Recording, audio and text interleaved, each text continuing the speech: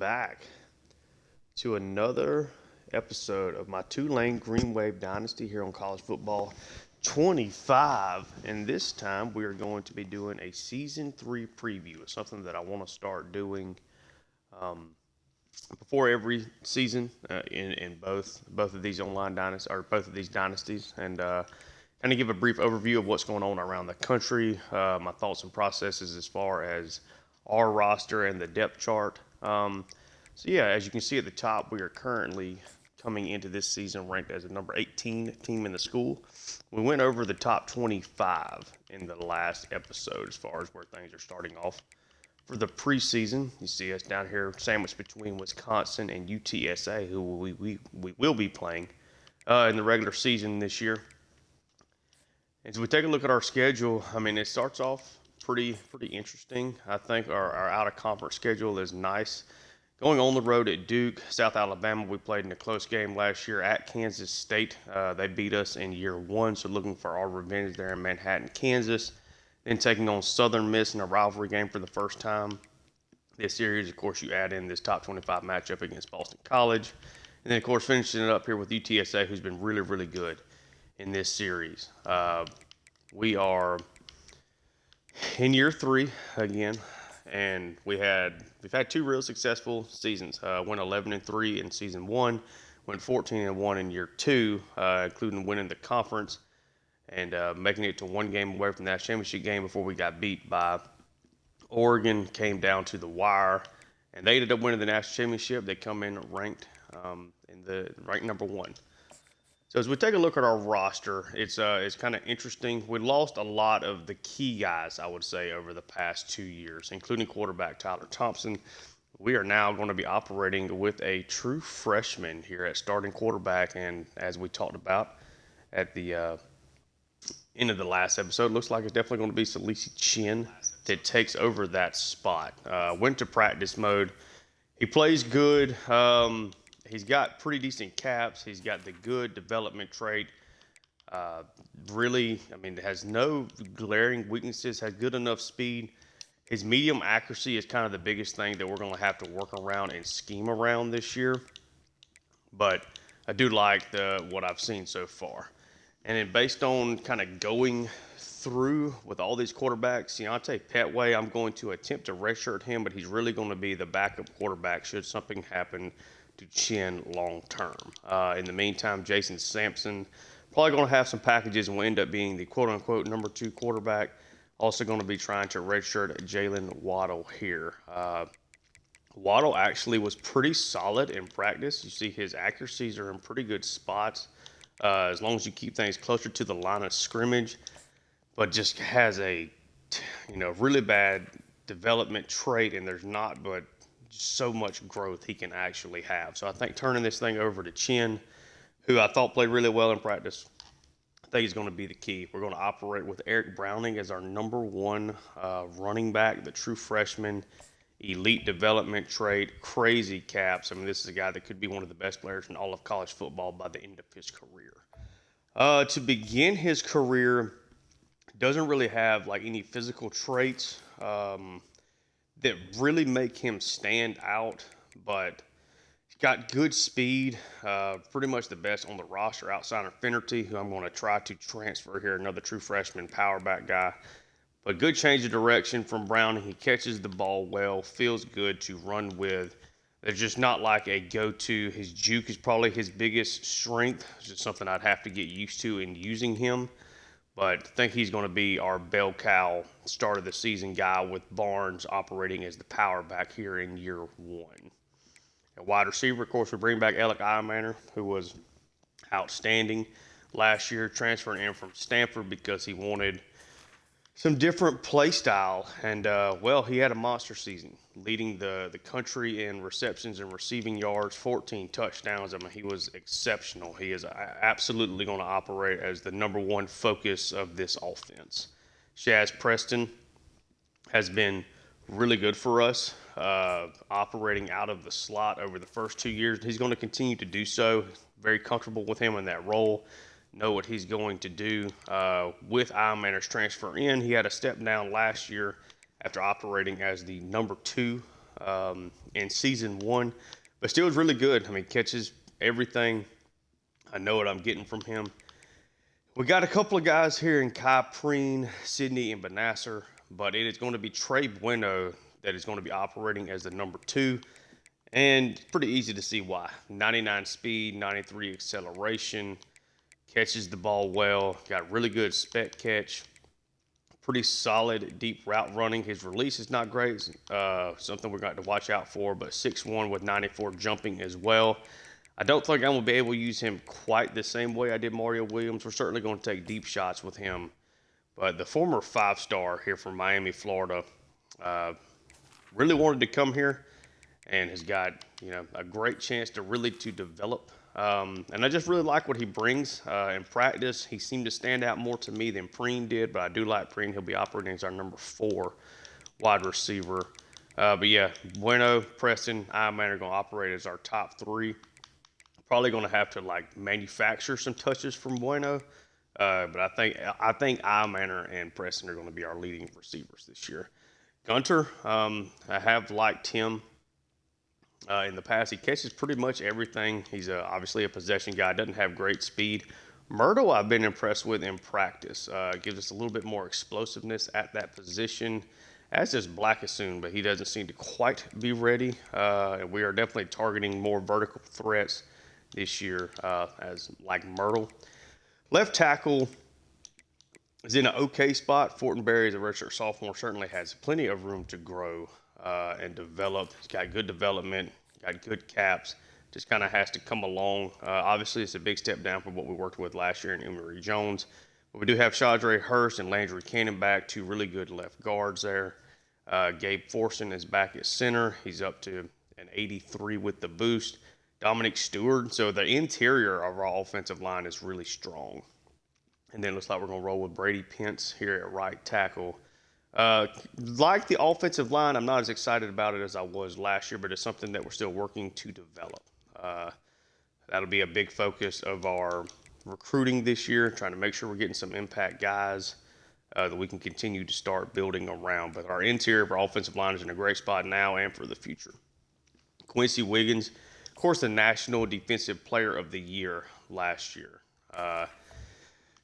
Has great caps, only developed so much heading into his senior season here, but I mean, he was outstanding. 32 tackles for loss, 19.5 sacks after transferring him from Colorado after a 14-sack sophomore season. To me, he's the best defensive player in college football. He won that last year. I'm expecting much of that to be the same. Batiste will certainly play some as a situational pass rusher. Cade Olson had a big jump over the offseason. Will definitely be getting a lot of snaps. Good power move, great finesse move, excellent speed rusher. I think he's going to be a major, major player for us for the first time. Hasn't really done anything at all, I don't think. Has not recorded a single stat. And now heading into his junior season is really ready to take that next step. Ashley Williams, we brought in as a transfer this offseason from Louisiana.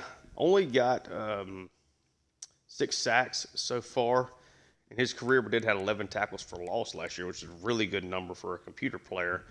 He's going to mix in between Olsen and Wiggins whenever they need a break, but it certainly looks like he'll be a major player for us as a senior. Fobbs White is probably going to lose snaps this year. He's been really good.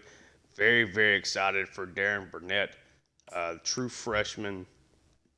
Just normal development, but I think is a guy that is not going to develop much, but I think is absolutely going to be a rotational player for us in the future. And then you got Bichetti, who's got the good development trait or the better development trait, and certainly can grow into, I think, a rotational player there as well.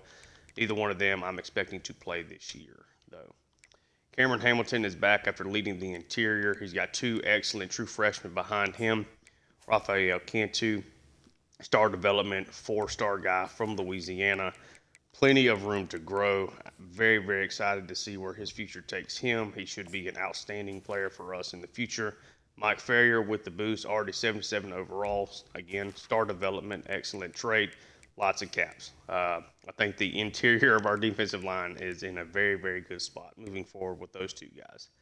Let's move over to linebacker. You got John Claude Joseph here. He's probably not going to play a whole lot. Rashad Gossett was a safety that I moved down to.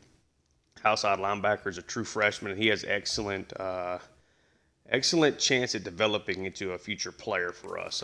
Star development, excellent caps. Just depends on which way he decides to go. Does he end up being, I would assume he's going to end up being a pass coverage guy, coming from being a safety, but kind of see where he decides to take his future. But a lot of room to grow for him. But really the big thing is going to be what you see here at middle linebacker and what you see here with Chris Rogers at right outside linebacker. So Mekhi Williams, Robert Woodyard are going to operate as our two kind of base against the run defenders. Woodyard is a transfer that we brought in, bringing up Mekhi Williams, who has developed extremely well. Woodyard is a player that we brought in from Auburn. Had a pretty good season last year, 67 tackles, interception, didn't have any sacks, only one tackle for loss. Doubt that he gets that much playing time with a guy like Elijah Kilgo, who started for us as a true freshman, has developed well, led the team in tackles last year. He's absolutely going to be our sub linebacker. These two, Williams and Woodyard, I think, play a little bit more in our base packages than I think Kilgo and Rogers, who led the team in interceptions last year, are going to operate as our sub linebackers. Just too much speed between them. I mean, Kilgo's up to 95 speed. Rogers at 92. That's just too much to leave off the field with any consistency. Dixon Ague is another guy that may play a little bit between all these guys. I'm really excited for the development that we're seeing out of Brian Eldrin camp. True freshman guy, really good development trait. Jumped up like 7 overall from his first year. Hoping to see another big jump like that because I think he's a future ball player for us. Moving over to corner. It is going to be Jaden Lewis working out of the slot, and then Altus Smith and DK Magruder operating on the outside. These are our two zone guys, Ivory and Lewis, more slot types, at least in the way that I like to run things, as they're more man-to-man guys. But definitely Altus Smith was excellent last year. Didn't pick off many passes, but by far led the team in deflections. Magruder was a year one starter for us. Lost a bunch of snaps last year. I ended up operating as cornerback 4. He gets to move back up and play on the outside. Jaden Lewis, speedy return guy for us as well that has been productive. Let's move over to free safety. We had big jumps after the redshirt freshman years here of Jeremiah Jolly and Maxwell Jordan, and these two guys are going to be our safety combo. Trayvon Palmer is going to be the backup strong safety, moving Maxwell Jordan over to that spot. He's got a better zone, and he's a better tackler than Palmer. And I think that's just the right move for the future development. So we're trusting a lot of freshmen. You're going to have 2 freshman safeties. You're going to have a freshman quarterback. You're going to have a freshman running back. And you're going to have a freshman wide receiver operating as your quote-unquote number 2.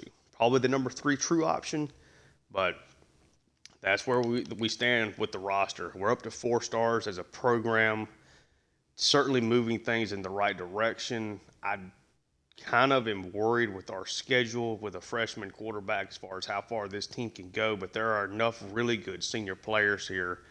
I think that if we take care of the football on offense, that the defense can lend itself to leading us back to the playoffs. I certainly think that we would be as big a favorite as anybody else to represent the group of 5 from that standpoint. Now, as we're kind of just taking a glance, let's just do it holistically around the entire country and look at some of the highest rated players at every position. And we start off, the highest overall rated player in the country after the boots is Cormani McClain, cornerback from Florida. Excellent player, obviously, with a lot of speed. So that's really cool. But as we do it position by position, Arch Manning, Avery Johnson come in as your top 2. Connor Wigman, Nico Iamaleava as number 4, and Dylan Raiola are your top 5 quarterbacks. So Raiola's really developed super well. Let's take a look at what Arch did last year as a starter for the first time. 23 touchdowns, 8 picks, and did have nearly 300 yards rushing and 2 touchdowns. Let's just kind of take a look at these top guys. Avery Johnson's obviously been outstanding, been an excellent player. He was exceptional last year, 28-1 on his touchdown interception ratio, almost 600 yards rushing and 3 scores on the ground. Wegman, Nico. Let's see. Aiden Childs is now transferred over to USC and is operating as their starting quarterback. Gunnar Stockton up there. Isaac, they got so USC has got two really good quarterbacks, and this is a redshirt freshman, Isaac Carlson, former four-star, just normal development, but with the boost is already an 87 as a redshirt freshman. Now he's pretty well capped out, could probably move a little bit more to his IQ, but that's a great quarterback situation that they have. Malachi Nelson moving on up. Byron Brown, we've obviously played him a couple of times. Let's just see. Malik Murphy, who will be playing this year, one of the highest rated quarterbacks in college football. And DJ Lagway making some progress. CJ Bailey. Christopher Vizina. He ended up playing much for Clemson. He has not, only thrown just a couple of snaps.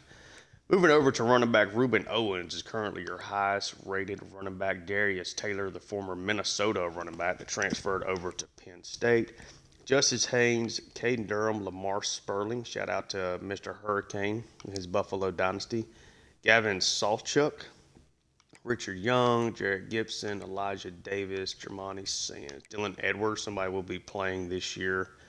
He's a menace, smaller guy, but big speed. Quentin Joyner.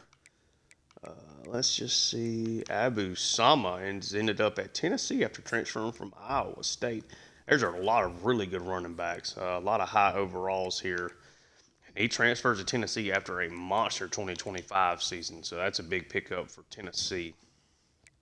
Moving over now to wide receivers, Antonio Williams is your highest rated wide receiver after the boost. And very quickly behind him, tied for second, Alec Ironmanner has made his way up there. Kind of interesting to see how the running backs have developed. There's just more in that 90 overall plus range, it looks like, in comparison to the wide receivers. Still a lot of really talented guys here. We are playing UAB later this year, and Amari Thomas is out with a torn pectoral still, somehow, for them. So that definitely is a major blow. Nick Harbor has developed well, did stick around in South Carolina. And we got Jurion Dickey, Trey Wilson, Anthony Evans, Ryan Wingo has progressed really well, as has Brian Wesco. Deuce Robinson, Ryan Williams, of course.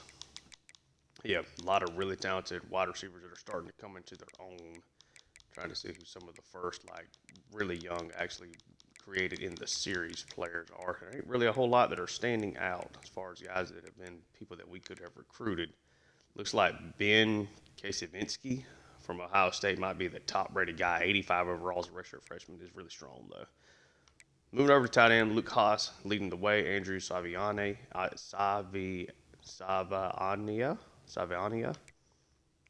Luke McGrary, Donovan Green, Michael Riley, Luke Reynolds, Lawson Lucky. Really talented. Jaden Riddell has progressed really well in this series. He did not in mine, for whatever reason, in my Georgia series. So, Landon Thomas, a really talented guy there. Dallas Haslam. USC has done a really good job recruiting guys that develop very quickly. Now, Haslam is a blocking tight end. 86 overall as a true sophomore. Pretty well capped out, though. Star development. But, yeah, not a great athlete, but really good ball player regardless. Left tackle, USC again, Elijah Page. Ernest Green transferred to Utah from Georgia. Monroe Freeling, at least for the Dogs, has progressed extremely well. Ethan Hubbard. Okay. Daniel Calhoun progressed really well, leading the way there at left guard. Notable guys there. Center, Isaiah Bullerdick from Charlotte has really been excellent in this series. The clear top guy after the boost that he's getting. Connor Lou, Ryan Rodriguez. Okay. Right guard, Alex Birchmeyer, Nathan Ifobi, Harris Sewell. A lot of talented right guards there as well. Right tackle, not great. Spencer Fano and Bo Hewley are only two guys that are at a 90 even after the boost. So maybe something to look out for, see what kind of development we do eventually get from that. Michigan's got a great guy with the boost here as a redshirt freshman, Ray Cesarczyk. Left end, TJ Parker, Keldrick Falk, Logan Fano, Omari Abar, Donovan Westmoreland. Then a right end, Jordan Hall has progressed extremely well. Has a major boost, though. +5 is insane. Marquise Lightfoot. Two guys from Oregon there. It's a big deal for them coming in as the #1 team in the country. Defensive tackle, again, for Oregon, Terrence Green's really nice. Dre Martin, who will be playing. Left outside linebacker, highest rated guy is going to be Chris Cole and then Damon Wilson, both from Georgia. Tavaru Tafiti, Joe Phillips, Dylan Spencer there. Middle linebacker is one of the best players in college football here, and Ben Roberts at Texas Tech. Deion Stokes from Oregon, very highly rated.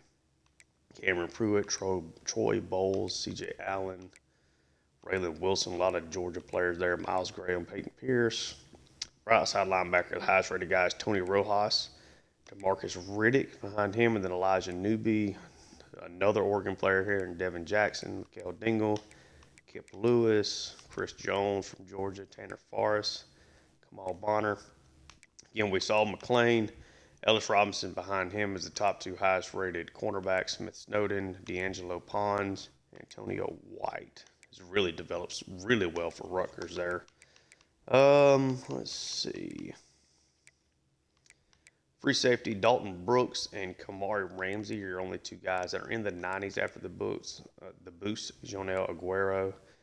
Closing in on that, Steve Badgett, a true sophomore here, star development. Florida State still has a lot of room in his caps. That is very, very likely with another really good offseason of development. He could be probably the highest rated player in the game, in the nation heading into next year. Ooh, we got an Air Force safety here, ranked at the top at strong safety, and Lincoln at Tuatati Mariner. Let's see, Evan Witzel from Georgia, 85 overall, true sophomore. Former 4-star impact development. Still has some room to grow. Not as much as the guy from Florida State, but he could be a 92-ish overall maybe next year after the boost. Colin Jackson, Derek Williams. Still a lot of seniors here at the top. Alex McPherson still there at Auburn. And Peyton Woodring. Punters. Obviously have a mosh posh like kicker of guys that are similarly rated. There's Will Carroll there though. So, that's pretty much the basis of who the top guys are around the country. And let's see. Let's take a look at the conference standings here for the American. So, obviously, us and Charlotte are really leading the way. We're up to a 4-star. UTSA is a 3. Is there anybody else joining us in the 3? Rice, who's been pretty good in this series. Navy's at 2.5, and that is it. So we're starting to separate ourselves for sure, especially when you start looking at the overall talent that we have outside of UTSA. UAB is also in the 80s, and Florida Atlantic is an 80 across the board from an overall perspective. So we've definitely started to separate ourselves against the pack. Heisman watch-wise, Reuben Owens, Arch Manning, Avery Johnson, Antonio Williams, and Malachi Coleman. Coleman's been really good in this series as well. Kind of an underrated name to keep up with. But, yeah, I think with the schedule, so obviously we have some challenging out-of-conference spots. Duke is somebody that I think that even with the true freshmen, we should beat. Games I'm really worried about is Kansas State. Getting Boston College at home, I think, really helps, but that's a pretty good team as well. And then obviously UTSA, 1, 2, 3, 4, 5, 6, 7, 8, 9, 10, 11, 12. For some reason, I just wanted to make sure that we had enough there. So let's take a look at UTSA, Boston College, Kansas State, and Duke. Just want to look at those rosters. Those, to me, are the biggest ones. And we will start with UTSA, with them being right here closest to us. And their best player is Devin McCoon. Quarterback is Owen McCown, pretty good guy there. Bonnell. This is obviously not in depth, just taking a pretty quick look. Pretty good skill position guys. The offensive line is not great, though. Defensive line is good. The linebackers, just at a quick glance, are pretty solid, not overly fast, though. So that might be something we can watch out for. But Jacavion Rogers, 99 speed, 99 acceleration at cornerback. Then Amari Callahan. Then there's nothing behind them. They have 4 true freshmen at cornerback behind these top 2 really, really good players. So that'll be something interesting to watch for. Hopefully by the time that we play them, Chin is developed and comfortable in our offense, and we can really throw the ball on them. Safeties are in a pretty good spot on both ends, but nothing great. Really, really bad kicker, and not a great punter. So I think we have a clear advantage against them pretty much across the board. They're maybe in a little bit better spot at quarterback, and that's pretty much it. Now we will swing it around. We'll go look at Boston College, who we are currently higher rated than from overall perspective. They have Jacoby Robinson here at quarterback. Just taking a look at him. He has 0 stats to his name, so we'll see how he develops by the time we play them. Matt Gray at running back, with Dontrell Jones being a little bit quicker behind him. Reed Harris, they're already dealing with the injury to Jaden Skeet. Complete MCL, so he's done for the year. He'll never play another snap, essentially, unless they make a deep playoff run. I'm not really sure how the injuries kind of carry over on this game. It looks like it's been very different looking at other people's series here on YouTube. That sucks. If you're kind of counting on him to be a guy for you. Tight ends are in a good spot here with Matt Reagan. Their offensive line is pretty solid across the board. 3 out of 5 are really good starters. Defensive line, some good defensive ends. Really young defensive tackle room. Maybe we run the ball a little bit more on them just in the interior, with that being the strength of our offensive line. Linebackers are okay. I think it's something we can take advantage of. And their cornerbacks are very similar to UTSA's. 2 really good top 2 guys, and then it is a really, really weak trio behind them. But the safeties are in a much better spot. KP Price, one of the best players on their team. Then we'll take a look at Duke. Malik Murphy back for his senior year. How has he developed and played in this series? It's been pretty solid. Maybe not exceptional, but has been really solid. Has taken care of the football. Travis Bates behind him at running back, and Marquise Collins. Wide receivers are solid, maybe nothing exceptional. Spencer Jones has got some explosiveness to him. Okay. Wide receiver room is pretty solid. 2 good tight ends. Really a trio of pretty good tight ends. Offensive line, assuming Norwood is not going to be starting with some of these other guys they've got, like at left tackle. Offensive line, as long as the left guard is not starting, is actually in a really good spot. Defensive line is really, really strong at the top. Linebackers in a really good spot. Cornerbacks are in the best spot that we've seen. Kane with 99 speed. Good trio there. Yeah, Duke looks like kind of quietly the best of these rosters, really and truly. They're pretty solid across the board. Again, as long as this guy is not starting, they certainly are in as good a spot as any of these guys, I think, quietly, despite what their overall is saying, at least as far as the first 3. But I'm expecting Kansas State to be the best roster that we've seen. 81 overall. Of course, they got a monster at quarterback that shredded us in year 1. They don't have DJ Giddens, who ran all over us, but having Dylan Edwards along with McCoskill here. Then Joe Jackson. That's a strong running back trio. Good wide receivers. Got some speed here with Rice. Good spot there.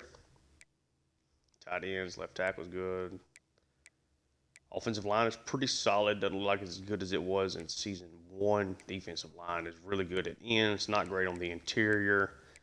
Linebackers are solid, not a lot of crazy speed outside of this Newsome guy. Then McIntosh, Jones, Buchanan. Cornerback room is pretty solid. I would say it's right in line with Duke's. Free safeties are not spectacular, so maybe that's something that we can take advantage of. Their kicker and punter's in a really good spot. Why are they taking up 5 position spots between the kicker and punter? Don't really get that. But now we'll take a look at the recruiting class that I have going, and then we will hop out of here at about the 30-minute mark. So we have 18 guys that are for sure leaving. If I had to expect it, I would say maybe some junior takes a leap and is gone, but nobody that, like, as I'm just looking at the roster, really stands out as that. So, of course, we got Chin as our starting quarterback this year, but trying to take a swing, I always like to at least take a swing on a quarterback every class. Decided to go here with Tim Mapu from Miami, Florida. They got the Trey Bueno connection from there. Top 5 quarterback in the country. We're just going to throw a little bit at him, see what happens. Right now, it's just us, Miami, and UCF. I'm not expecting to win this battle, but I'm not really pushing for it right now. I'm kind of divvying up my points in a way to kind of see where things go after this week, and that'll probably be what I do at the end of this episode is advance the week through the bye week, kind of see where we stand on a couple of these battles, and then go from there. Like Trayor, I'm already expecting to not really win this battle against Georgia and Clemson, but throwing a couple points just to see if maybe they don't do a whole lot. So CRC is definitely going to, or CRC is going to be our top guy there. Got some really interesting wide receivers. I'm pushing the most here for Tavares Peppers, 4-star Jim out of Louisiana, but taking a couple of shots on higher rated players. This is a guy that I really would like to push for. Vertical threat has the 86 speed. Why am I only, I guess I'm trying to think. Only ended up putting 10 points on him.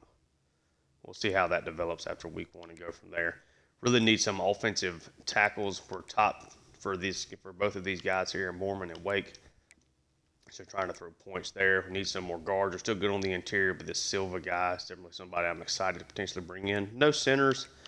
Going after a couple of defensive ends here.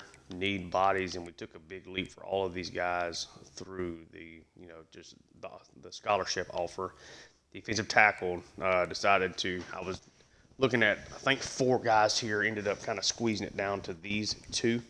Obviously, the number 3 in the country and number 16 in the country, that's a gem. 2 guys you would love to bring in. Lucien, I was hoping was going to commit to us.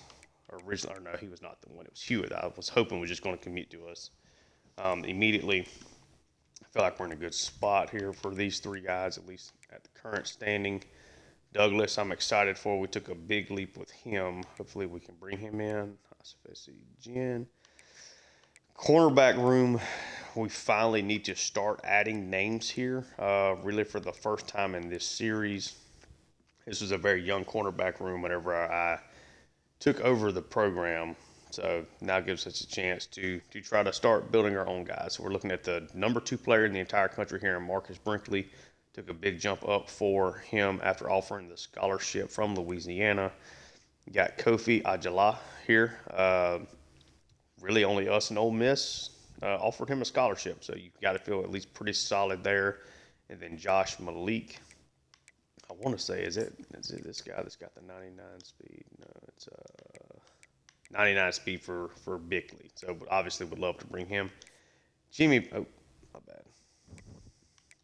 Go back into it. That was Jimmy Bordeaux at free safety.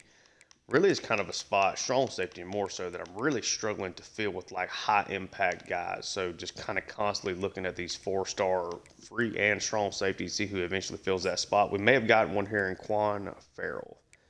Currently his top rated team, 4-star gem with really good starting attributes. Maybe the zone coverage isn't great, but good speed and acceleration. And let's, this is obviously a Season 3 preview, but we are going to go past week 0. And we will go over the scores from week 0, and then we'll just kind of take a look and see where the recruiting stands and see what kind of adjustments that we can make. First, for a lot of guys, as we're getting into the top 8 for pretty much everybody. Nothing really changing, obviously, from the school update. And here we are. We will quickly go over the scores from week 0. Should not be a whole lot to go over. Oh, actually, surprisingly, a lot of games, including Pitt beating Wisconsin, Iowa State over Bowling Green, Texas Tech over Colorado State, Virginia over Oregon State in the upset. Tennessee over Nebraska, big on the road. That was actually the 3 top 25 games to start off in week 0 is insane, including Ohio State really beating up on Texas there by 20 points. We'll just take a quick look at the recruiting, see if there's anything really there to change. So we're big on Mapu, jumped up really big on him, so just keep that where that is. Cersei we jumped up for, really struggling here with Trayor, but we'll leave it just in case. Wide receiver really falling behind here for Jefferson.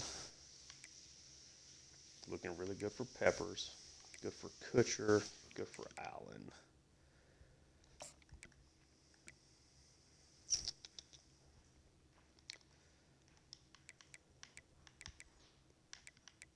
I think we'll just leave that as is. So we need to invest some points here to Campanaro. Would really like to bring him in. Let's take away maybe 10 points from Cersei. At this point, there's almost no way we win Trayor without me putting a bunch of points there. That would at least need to see if I can find some points. So we jumped out big here for Mormon, and can't really take any points away from Wake. So we will maybe take 10 away there. That gives us 20 to work with. At least put 25 now on Campanaro.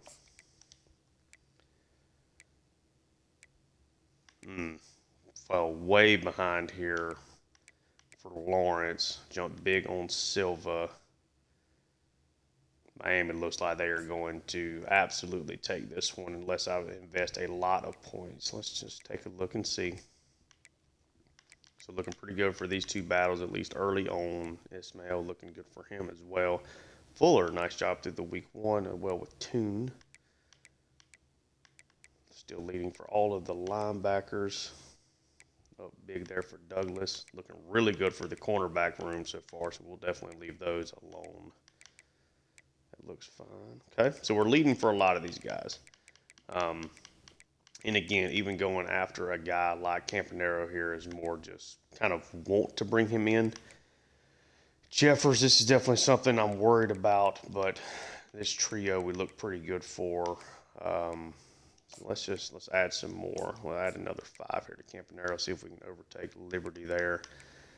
But yeah, this was just kind of a year 3 preview, just an overview kind of what the rest of college football looks like, our biggest opponents and what their rosters look like, and just really excited to kind of see where things takes us. Right now we are currently the highest group of 5 team in the rankings, and with plenty of matchups to solidify that. Boston College, Duke, and Kansas State, and South Alabama provide a good out-of-conference schedule for us. See if we can take advantage of that. But if you enjoyed the content, please like and subscribe. Check out my Georgia Dynasty on College Football 25 as well on the channel, and my Atlanta Hawks franchise on NBA 2K25. Just wanted to give you guys a brief little rundown as we enter year 3. Thank you guys so much for tuning in. Until next time, peace.